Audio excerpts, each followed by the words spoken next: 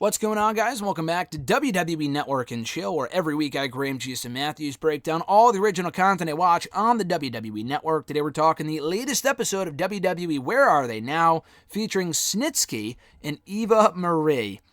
So they've done a lot of these episodes before, specifically for their YouTube channel. All of them are now available on the network, which is cool. I mean, they're all like 5-6 minutes long, whatever. I completely forgot about this, but I did review one of these shows late last year, back in like September, and it was on Kelly and MVP. That was better than this one. I thought that was very good. This was good too.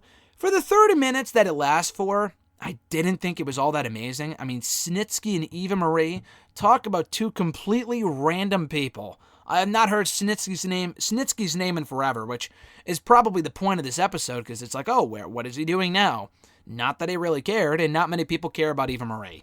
At least aside from like her biggest fans and whatever. Other than that, the, red-haired legion or whatever the fuck she calls her fans, I can't say many people are clamoring to see Eva Marie back in WWE. But I watched it. I thought it was all right. It is hosted by Kelly, which is comical because I don't know why they were at her house, but she did terrible. Kelly, nice girl. I applaud her effort here. She did terrible. You could clearly tell she was reading off of some sort of teleprompter or a script or whatever. It came across as so fake and just disingenuous. It was so annoying. But anyway, the first person they interviewed here and kind of looked at to see what they're up to was Snitsky. Of the two, I thought Snitsky's Where Are They Now was a lot more informative and a bit more interesting than Eva's. Eva's, honestly, again, she comes across like a really nice person. Both of them do. But they're not exactly the biggest stars. Not as much as, Kelly or even MVP, in my opinion. Who actually were both in the Rumble, I think, this year. They did the Where Are They Now, a couple months ago. Kelly was in the Women's Rumble in January. Then MVP was in the Men's Rumble. So does that mean that Snitsky and Eva are going to be in the Men's and Women's Rumble next year? I really hope not. But anyway, with Snitsky, we see that he has a dungeon. It's not an actual dungeon or even a heart dungeon. It's like what he basically has as a gym. He created him himself in his basement, whatever. He's grown out his beard to a ridiculous length. The guy looks crazy, but he just doesn't give a shit. You could tell, he even says that. He just doesn't care. He does anything for a laugh. He'll go out on his fucking porch and his underwear or whatever. I forgot what he said, shirtless, with his beard, just, chilling, and his neighbors will look at him like he's crazy, and he just doesn't care. He said that if I can go out there in my underwear and wrestle in front of millions of people on Raw, you kind of have to be a little crazy to be doing that. So this is nothing new, and he makes a good point. He lives in, let me see if I can get this right, Orwigsburg? I thought it was Orangeburg, but that's like South Carolina. Orwigsburg, Orwigsburg, in Pennsylvania. No idea where that is, but he did grow up in Pennsylvania. He played football in high school, talks a lot about that. Signed with the Chargers, but by that point, he already had a pre-existing shoulder injury. And by the way, all of this is news to me. I thought this was very interesting. But so when the football thing kind of ran its course, he realized that he always wanted to wrestle. So he moved to Louisville, signed with WWE, got the call up to Raw, almost instantly. And nobody knew who he was. He had a debut match, I think, with Kane, if I'm not mistaken. But the commentators had no idea who he was because they didn't take the time to properly introduce him. He, pushed Kane on top of Lita, and they took that, ran with it, and he turned into a full-time performer on the main roster. And he hoped he would be back. But he didn't know he would be brought back that night. So we went back down to OVW. He was at the, their version of the Performance Center, which is not nearly as glamorous, of course. Tommy Dreamer comes in and goes, Gene, why are you here? You have to be at Raw right now. He's like, well, no one told me, shit. So he said that he had to get to, Raw in Arizona for that night. The very next week after debuting on Raw the week before that, he missed his connection, not because of his own fault, but because he was just kind of running late because they told him way too late. So instead, the WWE jet actually picked him up. And it was that night on Raw when they interviewed him, and he did it completely on the fly, he said it wasn't my fault. According to him, it wasn't a scripted line. He just said that off the cuff, and they ran with it. It took off, and that's what people probably know him for more than anything else, aside from the baby punting, which he also talks about. Vince said, so he took the fake baby out on the highlight reel with Lita and whatever, Jericho. Vince said, make sure you don't miss. You got to kick the baby into the crowd. He's like, listen, Vince, I played football in high school. I can guarantee you I will not miss. And he did not miss. To his credit, he did not miss. So he shows off his action figures around his house, all the action figures that were made of him over the course of his career. He then talks about how Vince wanted to move him then to ECW. And that lasted for a cup of coffee. Because Vince was a fan of his work and was like, oh, maybe we can give you a bigger platform to shine on. But when he moved him to ECW, he wanted him to shave his head. Shave everything, not just his head, but like his eyebrows, his goatee, everything. And he had that weird-ass fucking look for some reason. I don't know why. He looked ridiculous. It wasn't like an intimidating look. It just looked weird. So before he could really get anything going on ECW, he got drafted right back to Raw in the 2007 draft. And he's thinking to himself, well, I look like Kane, who's also on Raw. I'll try to make the most of it, though. I don't think Kane was on Raw at that point. Unless he's talking about 08, because Kane got moved back to Raw in 2008. I think in 07, Kane was on SmackDown, if I'm not mistaken. But either way, he floundered on Raw. He did absolutely nothing on Raw. He got frustrated. He didn't want to sit there and collect a paycheck. And he knew he was going to get lost in the shuffle, and he did. So he didn't actually quit. He was already frustrated anyway, but he got his release from Johnny Ace over the phone around like December of 2008, he says. November, December of 2008. He wanted to be more involved. He wished he could have been, and he wasn't, so he got let go. Since then, he's been way more involved with a military surplus shop where they sell, weapons for the military, stuff like that. It's been something that he's always had a passion for. He's always respected what the military does. The Tribute to the Troops show that the WWE did that he was a part of back in 2005 was one of his favorite shows he's ever been a part of. He actually filmed and starred in his own horror movie not too long ago. I forgot what he called it. It was like something with 1,000 in the title. I'm sure it's No See No Evil, which is equally terrible, but I applaud his effort anyway. I think that's pretty cool. And he said that he still gets recognized to the day, even though he looks nothing like he did 15 years ago. He said that people say it's always in the eyes, and he's always happy to sign autographs and take pictures. So if you see Gene Snitsky in your local military surplus shop, be sure to take a picture. He will not mind. The second person that kind of get into here is Eva Marie, of course, who's a lot more recent than Snitsky. She was in the company from 2013 through 2017 she left, but her last on-air appearance was actually 2016. Although she was only around for a couple of years, she had a pretty memorable run for, maybe not the greatest reasons, but she is a memorable character. A lot of people remember Eva Marie, for better or for worse. So when they catch up with her, she's actually filming a movie in Cincinnati with Bruce Willis called Open Source. And she talks about how different it is than WWE because it's all, it's not one take. WWE is all one take. Here you can do all the takes you want until you get it right.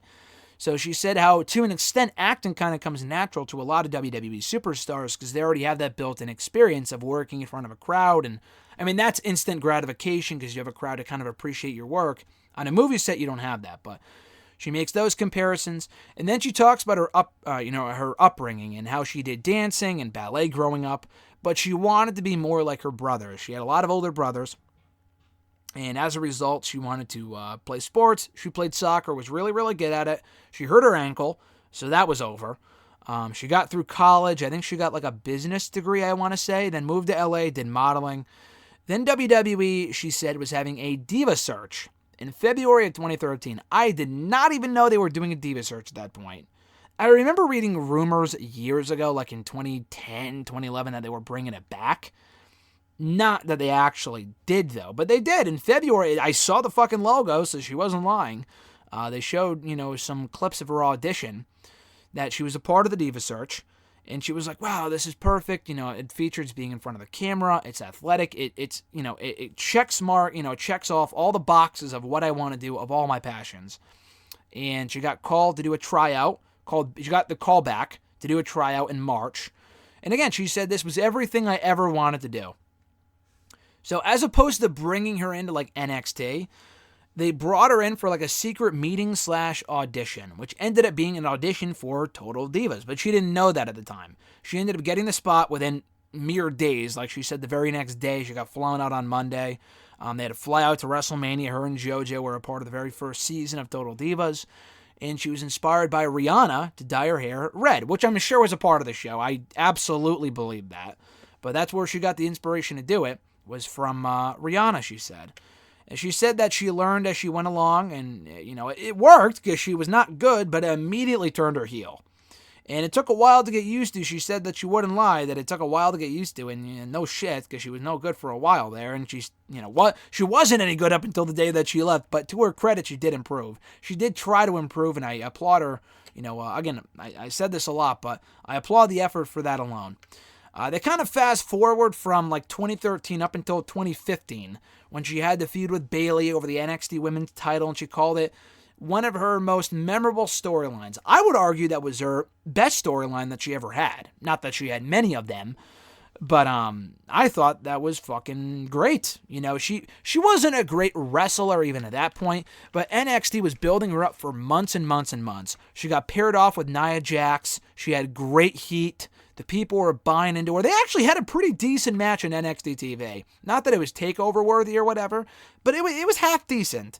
It wasn't terrible.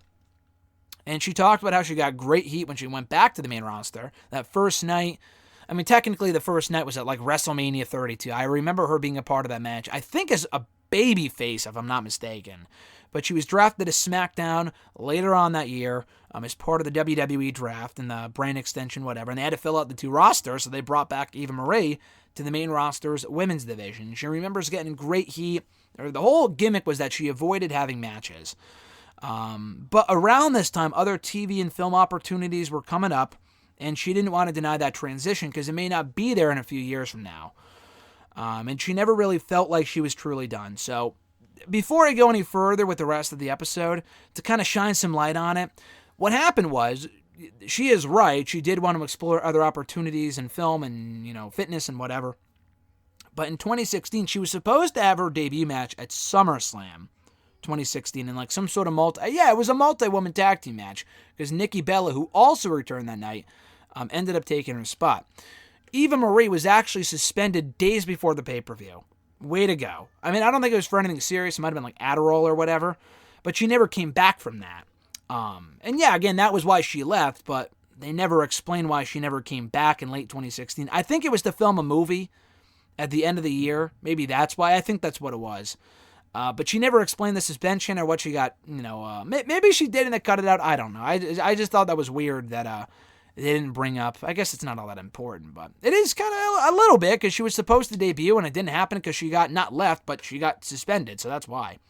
And we're still awaiting the anticipated debut of Eva Marie in the ring for WWE. Anyway, so she talked about how, they show her training at a gym and how it reminds her of WWE. Fitness is her brand now. Social media, she said, has played a big part in all of her successes. And how at all these meet and greets for WWE, she would always wear sunglasses. She would always wear shades. So she made it the goal to make her own line of sunglasses, and she did, which I did not know. I don't plan on buying a pair, but that's, good for her. That's cool. Another thing I did not know, which I'm sure they covered on Total Divas, and I've seen every episode shamelessly. This I did not know. I think they did talk about this, that she got into a terrible car accident when she was in college, in her last year of school, that wrecked her car, lost her driver's license, went to jail for 3 months. It was a very serious accident because it was a DUI. She was drinking. That's what it was. Then her husband talks about how, she's a role model now because of that. Cool. She said that she would not be as prepared for this next chapter of her life if it wasn't, for that WWE background. And everything she's doing now, she's allowed to enjoy because of what she did in WWE. But she does emphasize multiple times her business at WWE is not over yet, that door is still open, and that the WWE Universe has not seen the last of her yet. Hopefully we have. But what's really surprising to me, we've seen, 3 Women's Rumbles now? Listen, I'm not an Eva Marie fan. I think it would be cool not to bring back Eva Marie for like for a full-on run, but for a one-off in the Rumble, I think that would be hilarious. I think another run would be disastrous in this current environment where the women's wrestlers are even better now than they were 4 years ago. She wouldn't stand a chance. But she would stick out like a sore thumb. But to her credit, as a one-off in the Rumble, I think that'd be pretty cool. I pegged it happening in this year's Rumble. It did not happen.